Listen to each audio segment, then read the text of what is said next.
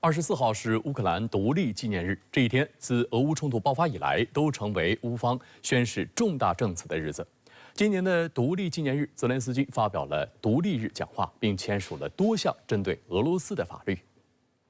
乌克兰24号迎来该国第33个独立日，乌克兰总统泽连斯基当天发布了提前录制的独立日讲话。Та ми не дамо перетворити в сіру зону землі, де по праву має бути синьо-жовтий прапор. Яким шляхом йти, який вибір робити, будуть для себе визначати лише Україна і українці. 泽连斯基今年选择在与俄罗斯库尔斯克州接壤的苏梅州发表讲话，这一地点被认为是乌军越境袭击俄罗斯边境州的指挥基地所在。泽连斯基透露，视频录制的位置距离乌军8月6号发起越境攻入俄罗斯行动的地点只有几公里，他还誓言报复。此外，泽连斯基当天还签署了多项针对俄罗斯的法律，包括禁止乌克兰境内与莫斯科有关的宗教组织，允许在乌克兰军队中与俄罗斯作战的外国人获得乌克兰国籍，支持乌克兰军队在敌对国领土上开展行动等。其实他这个表态，包括他通过这几条法律呢，实际上都是一个重要的目的呢，其实还是表达一个强硬和绝不妥协的这样一种态度。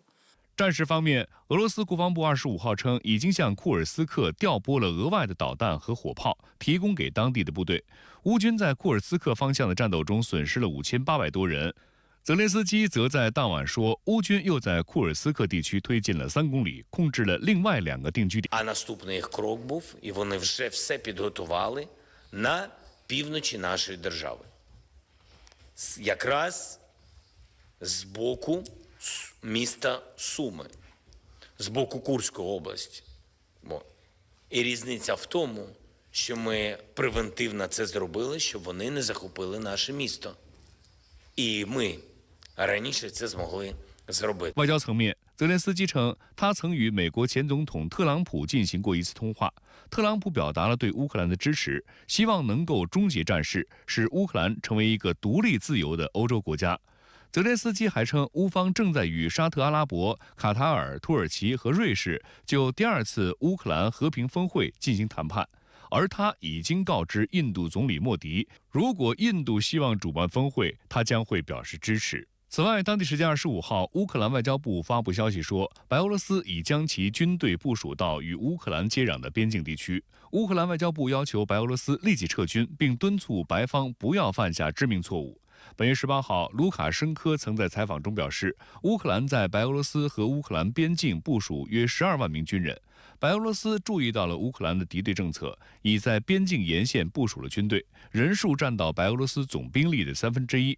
值得注意的是，24号晚间，社交通讯应用程序电报的创始人杜罗夫在法国机场被捕。电报是一款在俄罗斯广泛应用的通讯工具和新闻发布重要平台。俄罗斯方面将矛头直指美国和北约，认为西方国家希望通过杜罗夫来获得电报平台的访问权限，用于分析乌克兰特种军事行动资讯以及控制言论自由。法国司法部门则认为，杜罗夫涉嫌多重犯罪，他可能会被指控犯有恐怖主义、贩毒、欺诈和洗钱罪，并有可能面临20年的监禁。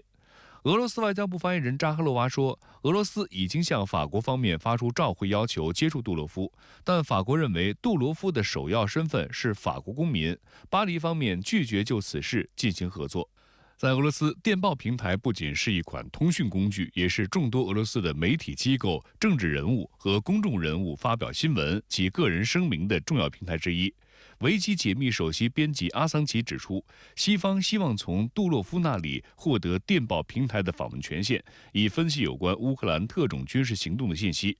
而今日俄罗斯主编西蒙里扬也建议，所有习惯使用电报平台进行敏感对话的用户应立即删除所有信息。目前，俄方表示电报平台仍在稳定运行，而针对杜罗夫被捕，电报公司官网25号回应指出，杜罗夫没有什么可隐瞒的，他经常在欧洲各地旅行，认为他被捕是一件荒唐的事情。电报公司在官方账号发布的声明中表示，公司遵守欧盟法律，包括欧盟数字服务法案，称自身的审核机制符合行业内的标准，并且在不断改进。电报公司认为，由于社交平台被滥用，就声称平台本身或其所有者有责任，这是十分荒唐的。另外，曾因涉嫌充任俄罗斯政府在美代理人而在美国坐牢15个月的俄罗斯议员布金纳表示，杜罗夫的被捕是西方猎巫行为的一部分，